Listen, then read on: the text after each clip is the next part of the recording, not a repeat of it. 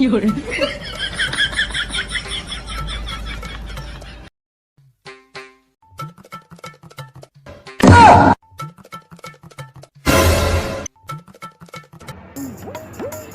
Location তো এখানে দেখাচ্ছে। স্যার কোথায় কোথায় স্যার? আরে স্যার আপনি এখানে ওখানে লুকিয়েছেন? আরে লুকিয়ে থাকবো না তো কি, মানুষ পেলে কি আমায় পুজো করবে? হ্যাঁ স্যার, আপনি শিক্ষামন্ত্রী থাকাকালীন যত দুর্নীতি করে সবই তো ধরা পড়ে গেছে। আরে সে তো ঠিক আছে, কিন্তু এর থেকে বাঁচার উপায়টা তো বলো।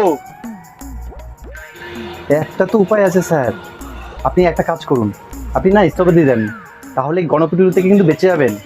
ইস্তফা দিলে যদি মারের হাত থেকে বেঁচে যায় তাহলে সেটাই করি। যাও তুমি কাগজপত্র নিয়ে আসো। আরে চিন্তা করছেন কেন স্যার, আমি তো সব রেডি করে নিয়ে এসেছি আপনার জন্য। এই দেখুন, ইস্তফাটা দিয়ে দেন আপনি।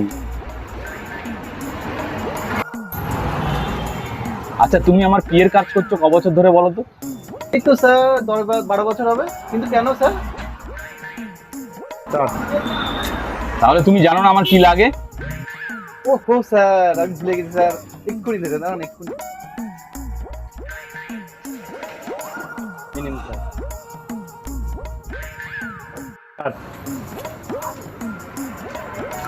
এতদিন ধরে কাজ করছো আমার সাথে আর এত তো জানো না, না?